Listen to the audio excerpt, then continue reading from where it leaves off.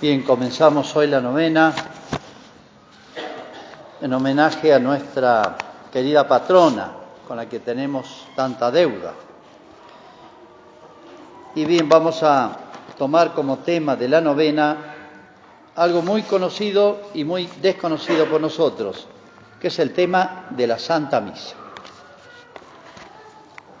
Y para introducirnos en el tema, les voy a contar, o mejor dicho, les voy a leer un trozo autobiográfico de un protestante norteamericano,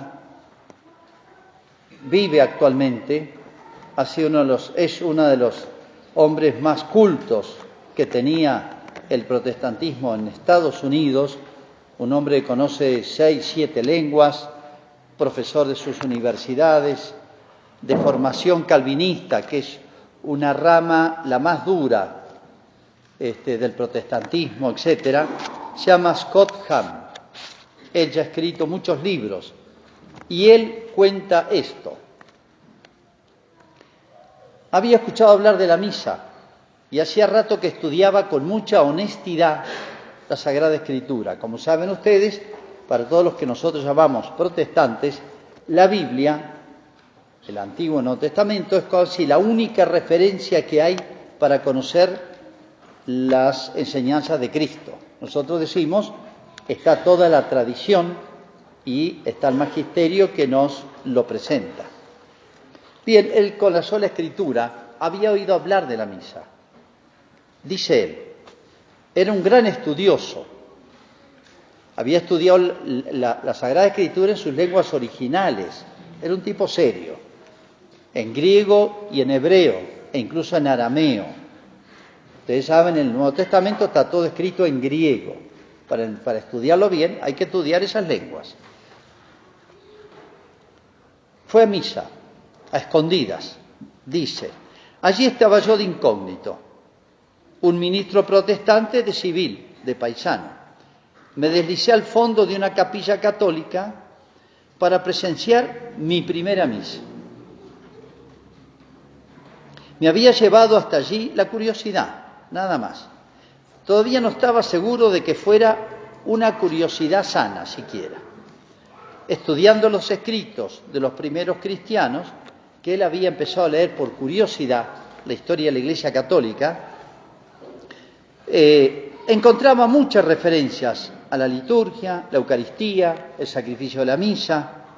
Para aquellos primeros cristianos, la Biblia, el libro que yo amaba por encima de todo, era incomprensible si se la separaba del acontecimiento que los católicos llaman hoy la misa. Y sigue.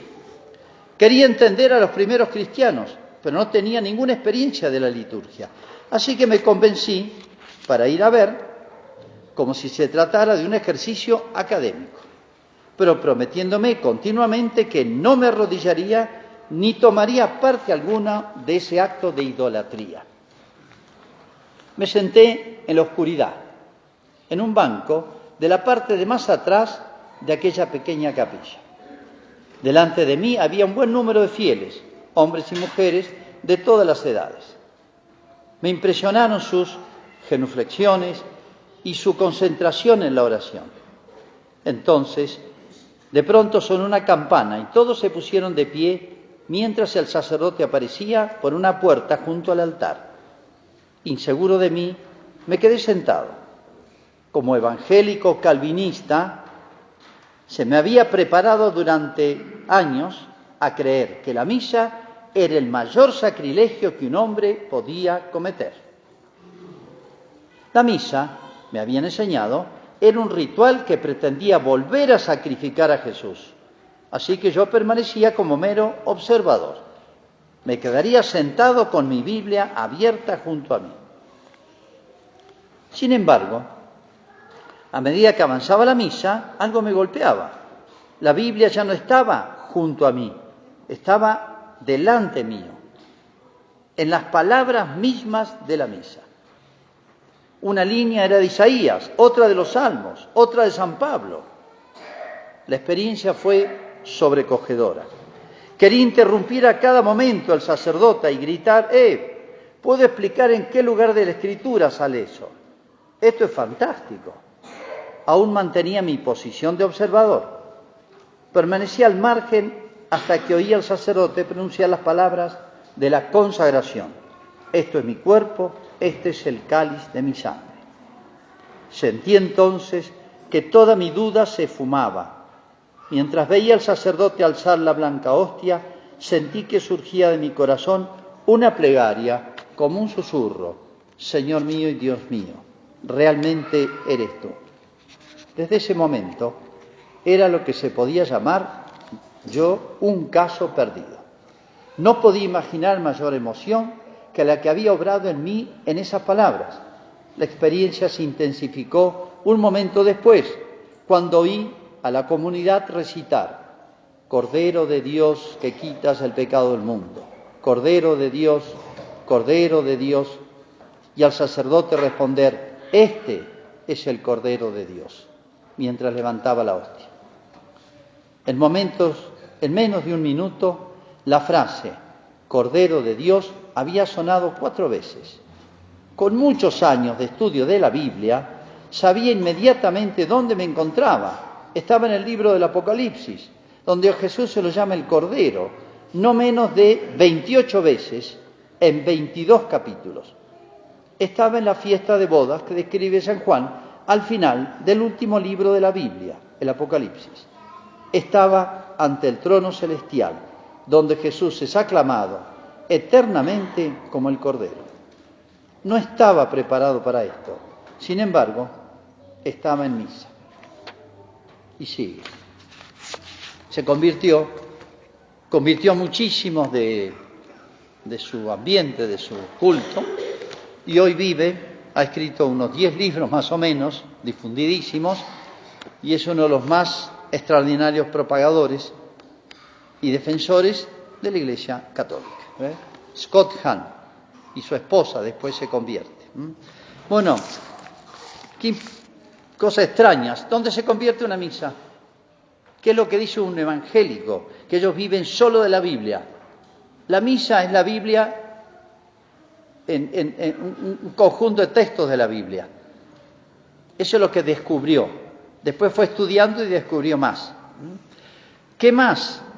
Bueno, yo diría lo que dice Jesús mismo, 600 años antes de Cristo, 600 años antes, hay un texto del profeta Ezequiel. El profeta Ezequiel es muy duro, fustiga todos los pecados de Israel, les anuncia el castigo que va a sufrir, etc. Pero siempre los profetas dan una señal de optimista, una señal de vida vinculado a Cristo, ¿no? El profeta Ezequiel, o Dios por el profeta Ezequiel, dijo: está bien, los pastores de Israel se han corrompido, la dirigencia de Israel se ha corrompido, pero yo mismo apacentaré a mis ovejas. Se estaba refiriendo Ezequiel a Cristo. Yo mismo seré su único pastor y yo personalmente las apacentaré. ¿Eso cuándo se cumplió? En el Nuevo Testamento. ¿En qué momento? Cuando vino Jesús. Yo soy el buen pastor, dijo. O sea, para un judío, un estudioso de la Biblia, cuando Jesús decía yo soy el buen pastor, ahí nomás le sonaba a sus oídos las profecías de Ezequiel.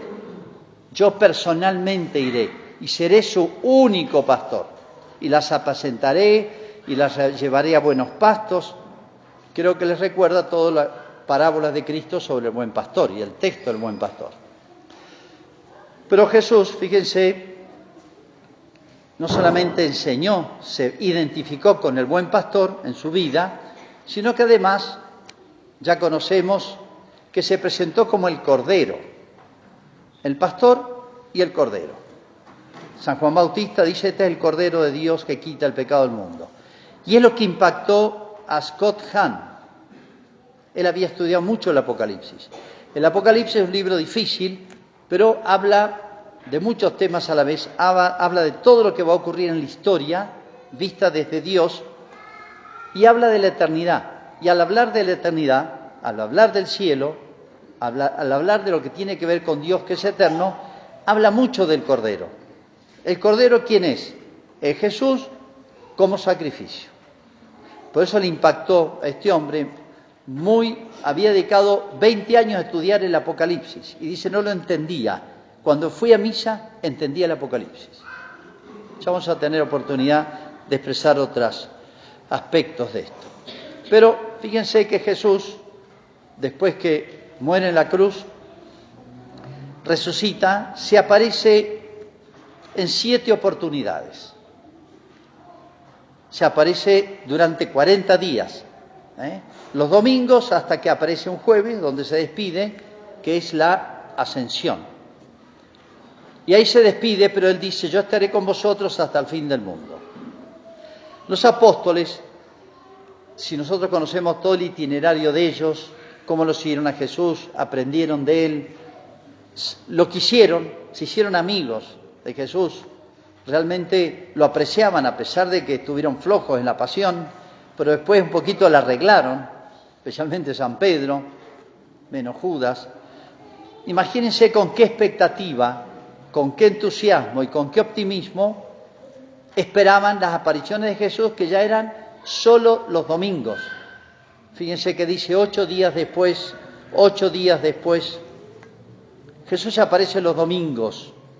De ahí viene la palabra, es la única palabra que cambió en la historia, no por un decreto, sino por el uso de los cristianos que fueron creciendo. Dies Domini, día del Señor, de ahí viene domingo, día del Señor. El día en que se aparecía Jesús, todavía se usa la palabra domingo, y en muchas lenguas. Es el día que se puede decir, es el día de Cristo, por eso tiene su nombre, hasta hoy. Se aparecía Jesús, imagínense, toda la semana, en la expectativa de las apariciones. Bueno, están relatadas las apariciones y la última. Pero hasta que un día Cristo se despide y dice, no me van a ver más. Pero le dice una frase misteriosa, yo estaré con vosotros hasta el fin del mundo. Y a su vez, en la última cena, días atrás, ya veremos este tema, les había dicho, esto es mi cuerpo, este es el cáliz de mi sangre. Esto que impactó a Scott Hahn. Y les había dicho también, hagan esto en memoria mía. Bueno, ya no está Jesús. Uno dice, ¿cómo lo habrán extrañado? ¿Cómo les habrá impactado la soledad de Jesús? Ya no está Jesús. Se apoyaban en él. Sus 3 últimos años habían dejado todo por él. Pero Jesús le dijo, me voy, pero no me voy. Estaré con vosotros hasta el fin del mundo. Y había dicho, me voy a prepararles un lugar. Y ahora, ¿qué les dejó en vez de sus apariciones y sus charlas? Porque no solamente se aparecía, hablaba con ellos, charlaban sobre el reino, les explicaba muchas cosas, y uno dice de tantas preguntas que le harían, ¿no? ¿Dónde quedó Jesús que les dijo, yo estaré con vosotros hasta el fin del mundo? En la misa. En otras palabras, para entender la misa hay que meterse en la cabeza y en el corazón de los apóstoles y de los primeros cristianos que sufrieron la muerte de Jesús y lo consideraban todo perdido, pero resucitó Jesús y se mostró más de un mes para que muchos se cercioraran de ese hecho. Y después le dijo, no me van a ver más, pero no voy a dejar de aparecerme. Mi nueva aparición, mi nueva manera de aparecerme es la misa.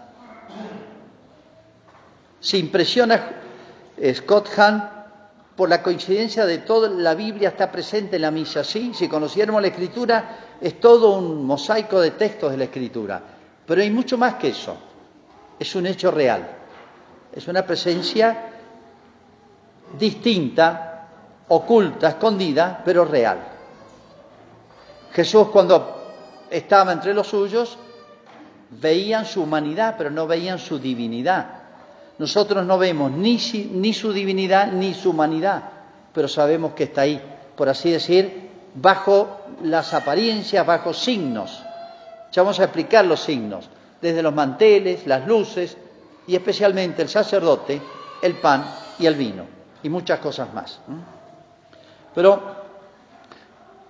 para entender la misa, para entender el domingo o para entender la misa dominical, tenemos que mentalmente trasladarnos a aquellos tiempos con qué ansias, con qué anhelos, con qué deseos esperaban esa aparición de Jesús. De la misma manera, tenemos que vivir cada domingo o cada misa dominical. Y ahí está el sentido y la espiritualidad de la misa. Esto no es una cuestión de obligación o no obligación, se pueden dar cuenta, sino una cuestión de lealtad, de amigos. Si viene un amigo que me viene a ver desde lejos, haciendo un gran sacrificio, a quien le debo mucho, que hace años que no veo, y yo me planteo, ¿tengo obligación de ir a saludarlo? Estaría mal eso. Bueno, piénsenlo en esos términos y aplicado a la relación con Jesús. Bueno, así vivió la Iglesia antigua, la misa. Recuerdan ustedes que desde el año 60 de la era cristiana, ser cristiano tenía pena de muerte. Tenía pena de muerte. De manera que aquel que se preparaba para el bautismo o participaba de la misa y era sorprendido y denunciado y no se retractaba, o sea, no apostataba, tenía pena de muerte. Y ustedes saben qué tipo de muertes, ¿no? En las fieras, en los animales o otro tipo de ejecuciones. Hay un caso hermoso del año 200 y pico, que es la policía, por así decir, sorprende en una casa privada, no habían templos, eran casas privadas. Los cristianos a escondidas se pasaban la noticia. Viene la policía, digamos, y sorprende un grupo escuchando misa. Y está el interrogatorio, se han conservado. Dice, ¿ustedes sabían que estaba prohibido celebrar la misa y participar de esa misa? Se llamaba en esa época la fracción del pan. La fracción del pan. En los Hechos de los Apóstoles, capítulo 2, van a encontrar la iglesia de los primeros tiempos, después de la ascensión de Jesús, después de Pentecostés, dice, vivía unida en la fracción, en la doctrina de los apóstoles y en la fracción del pan. Es la misa. Bueno, el oficial le dice, ¿ustedes no sabían que esto estaba prohibido? Sí. ¿No sabían que tiene pena de muerte? Sí. ¿Y usted, dueño de casa, sabía que se arriesgaba su vida? Sí. ¿Y por qué lo hacen? Porque no podemos vivir sin la cena del Señor. No podemos vivir sin la fracción del pan. Este gesto hermoso de arriesgar la vida es lo que hizo del cristianismo de aquellos tiempos llamémosle así, una religión con tanta fuerza expansiva. Y aquellos que realmente entendían esto porque se contagiaban del Espíritu de Cristo, del Espíritu de Pentecostés, realmente entendían esta lógica, que valía la pena hasta arriesgar la vida por recibir el bautismo y luego poder participar de la Santa Misa. Pero fíjense, y aquí cierro el tema de hoy, este invento de Jesús, este invento extraño, insospechado, original, ocurrente. Cuando Jesús estaba en su tierra, su plan era venir a los judíos y los judíos que predicaran a todo el mundo el cristianismo. Lo consiguió con un grupito nomás. Pero cuando Jesús vino a los suyos estaba muy limitado. En la misa, que es una nueva presencia y aparición de Cristo, está en todos los lugares del mundo y en todos los días, en todos los tiempos. En este momento, en este día y mañana y cada momento. Y fíjense, con los distintos usos horarios, yo diría, no hay minuto que no se esté celebrando la misa en infinidad de lugares del mundo. Es como si Jesús dijera, yo no quiero venir y estar solamente y visitar solamente un grupo selecto de amigos, de apóstoles o discípulos. Quiero extenderme a todo el universo, en todos los siglos, hasta el fin de los tiempos. Esa es la misa. No solamente está ese acto de generosidad, de tanto amor al mundo que entregó a su Hijo, sino ahora diríamos un poquito más, agreguemos un poquito más. Y Jesús quiso estar con todos los hombres del mundo hasta el fin de los tiempos. Vamos a tratar de explicar en los días siguientes, esto es como una miniserie, digamos, en términos modernos, no está en Netflix, pero lo pueden ver en vivo.